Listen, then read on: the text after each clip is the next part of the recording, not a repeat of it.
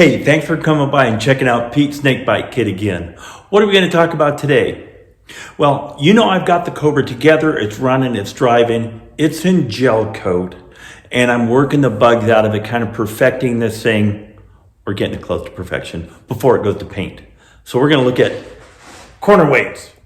So I like asking people this, and thinking back over the years, you get some kind of funny responses. And I'm one that has said the same thing. How much does your car weigh? Well, I know a guy that had one like mine, and it was a different color. It had a trailer hitch and mine didn't. Mine's got aluminum head, and his had a tri-power on it.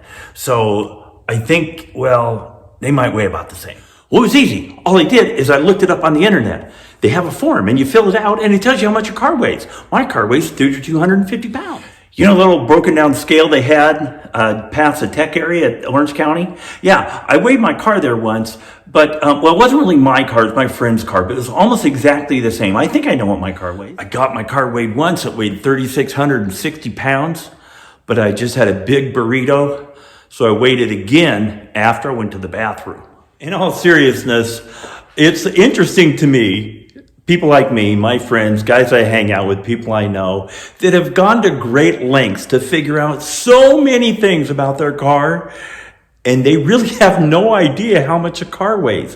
I was really wanting to weigh my car, and I've done all those things that I just talked about and others, thinking, how much is my Cobra going to weigh?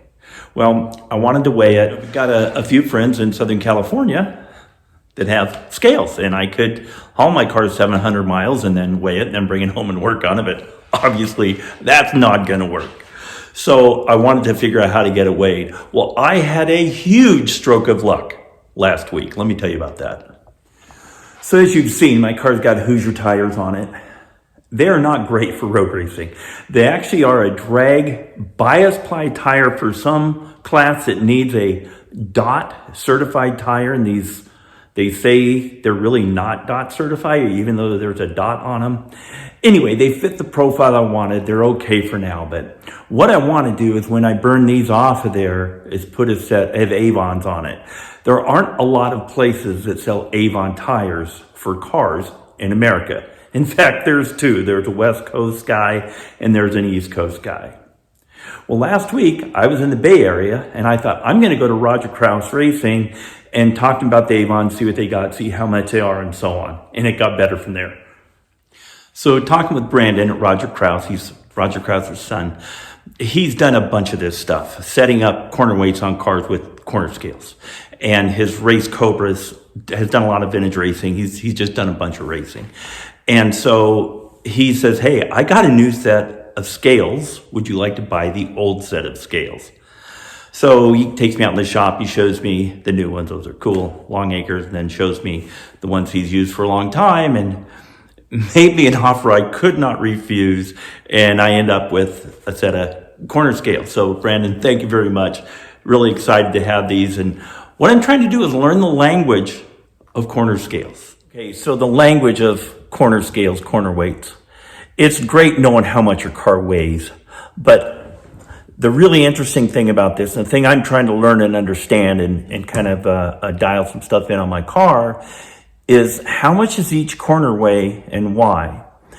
We can manipulate that a little bit, adjust it a little bit. Can't make huge changes, but this corner scale thing has been very interesting to me. Okay, so this is what it looks like. Computer scales, long acre. These are the good ones. This thing was bought a long time ago. You can see we got some blurring around here. Some of the liquid crystals got blurred when Pete managed to knock this off the workbench right after he got them. I was really upset with myself about that, but I can still read it. These work. They do what I need to do. Here's how it works. If the light is on, that means it's weighing that corner. So if I go to here and we're weighing just that corner, you can see this weighs 601 pounds. That's 24% of the weight. If I light up this one, it's 1,294 pounds, those two combined. So we've got 53.5% is the cross weight diagonally from the left rear to the right front. If you light all these babies up, we answer the question. It weighs 2,418 pounds right now. There are a few pieces laying on the bench. I think I'm going to be under 2,500 pounds. but I'm going to weigh the car when all that's on. So I will know how much it weighs. Okay, so here's the tools in our toolbox. So of course you got to have a set of scales and a computer to do it with. We talked about that a minute ago where I got that. Thanks for the deal, Brandon. I made this spreadsheet that I put all the formulas in. I'll show you some details about that. But that has made this, for me, a lot simpler. Some of these are made with most of that in it. This is an older model, does not have that. But this has made my life easier. Of course, a ruler or measuring frame to ground height. Have a calculator handy. You're going to be doing some calculations. Some way to adjust the springs. Of course, for most of this, the springs were unlocked. The car's up in the air, and I'm twisting them by hand. Other measurements I'm making with a tape measure to the fender, and so on. So that's what the toolbox looks like. Here is our spreadsheet. Let me show you how this works. What I did is I put formulas in the background. I think you all know how to do formulas on spreadsheets. If not, ask your son-in-law or your daughter-in-law, and they'll explain how it works. But this one here is a front weight of the car. This is a rear weight of the car. This is a right side weight. This is the left side weight. This is the cross weight, which, as you can see, the reds are going across there diagonally. When they talk about cross weight or wedge or some other terms they use for different racing, and anyway, that's what it is. So I just have to enter a number here. When I put that 696 in here, it calculates that out across the spreadsheet. And so this number, the total weight, is of course these four corners added up. This here, the right weight, is the two right sides added up. This percentage is taking those and dividing it by that to see what percentage that right side is of this 2418. So I did that all the way around. The other thing I did, and this isn't a calculation, this is just a placeholder so I can stare at this and try and let this soak into my brain. This is the measurement at the fender. So measuring from the scale, effectively the floor, if it was on the floor, to the fender. And, going right through the middle of the hub, because you can clearly see it on the knockoffs, right? So when I make a change on this corner, I can then measure the height and see, hey, where are we at? How did the percentage or the weight differences change the right height? The other thing I've done is I put out here when I want to use it.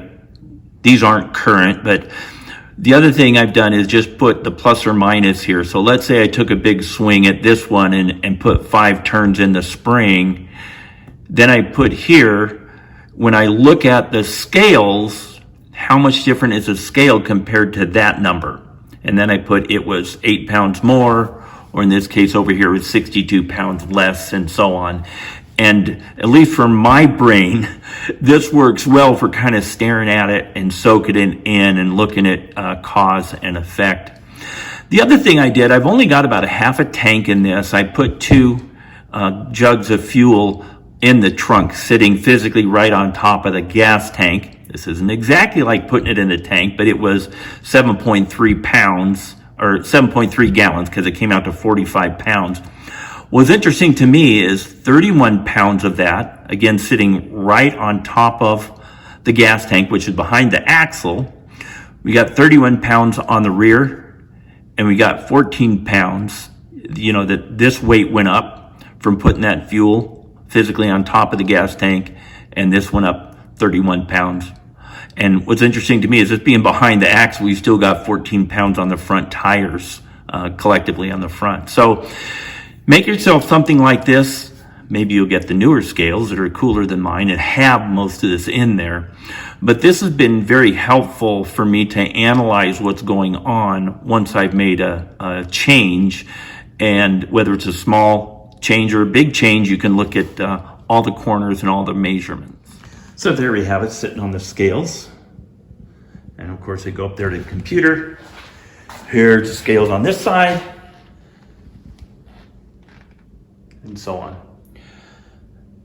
This is a lot of work, boys and girls. I want to draw a picture for you. So we've talked about changing and making these adjustments. To do this, I'm jacking up the sides of the car. Now, the frame on this thing is very rigid. I can go right here underneath at the door and it picks up the whole left side or driver's side very evenly.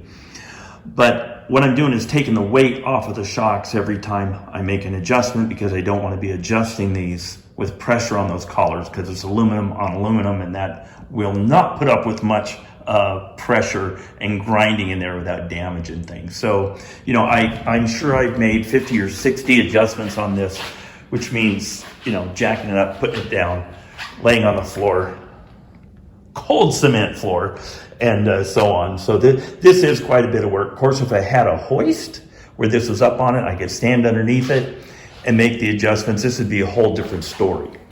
But any way you do it, this is a lot of work. There's a learning curve to it. If you want to try and do this, if you have any questions for me, feel free to ask me. I will answer what I can. I am a novice at this. I want to be very clear. And if anybody's got some good input for me, you know where to put the comment. Okay, a couple weeks ago I did the bump steer on here, and I told you that a lot of the information I got on the internet was great about bump steer. Fixing bump steer is a lot different and a lot less complicated than getting the corner weights correct.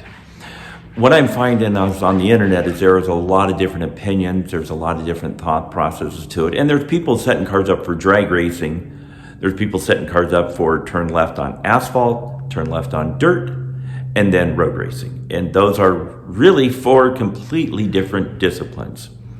I hope to do a little bit of all of those, except for off-road.